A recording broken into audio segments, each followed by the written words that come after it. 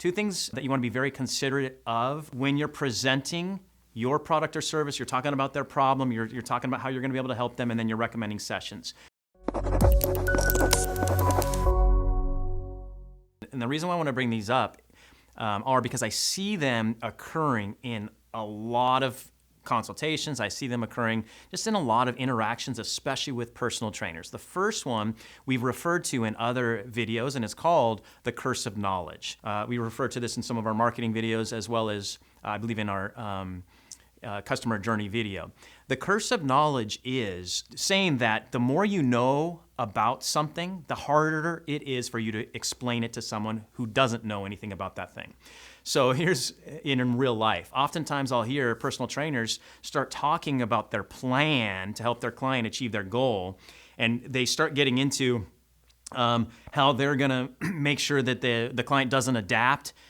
And now we're 10 minutes down the road and they're talking about the Krebs cycle and reverse electron transport chain and all kinds of different things. So you want to be very careful to not communicate in a way where your client or potential customer gets overwhelmed and you lose them.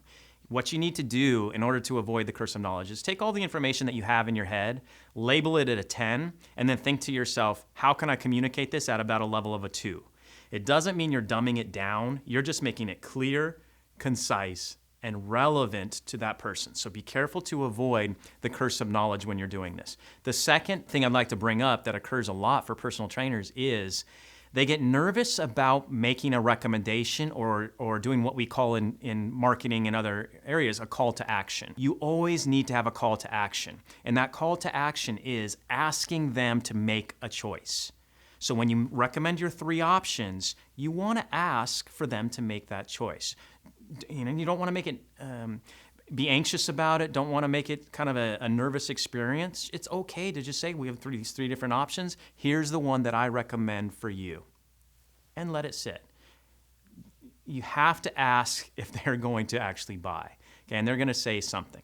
Now here are the options that they have when you recommend the 3 different options. They either say yes, they say no, or they give you some type of objection. Okay, if it's a yes, obviously great. If it's an outright no, it's gonna be rare, but if it does happen, not even a no, I can't afford it, but just a no, again, there's not enough value in their mind. More often than not though, it's gonna be, yeah, I just don't know if I can afford this. Now you have different options. You can always drop to something else, but before you drop, just find out what they mean by that. So we're kind of going to get into overcoming objections. I'm not going to overcome every single objection. We do that in other courses, but I do just want to give you a structure to overcoming objections when you get them. Okay, so before I do that, let me just set the ground rules here. When you're overcoming objections, there's a couple things that you want to consider, and there's a mindset that you want to have.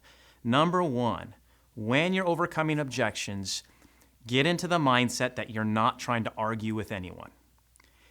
What can happen is if you make it a debate and you make it where you're kind of coming at them when you're overcoming objections, you might win your argument, but you're definitely going to lose your sale. Okay? People don't want to debate. They don't want conflict. So when you're overcoming objections, you want to be very, very careful not to win your argument and lose your sale.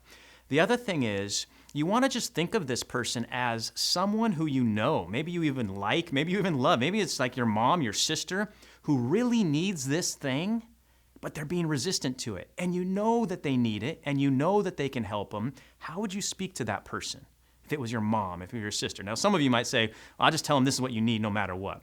You want to come from a mindset of empathy when you're overcoming objections. And I'll give you a couple strategies that you can use to do that when you do receive those objections. So come from an area of empathy and make sure you're not trying to win any argument when you're overcoming objections. So when you get the objection, I'm going to teach you just an easy way to kind of make it a comfortable experience and still do your best to overcome this objection.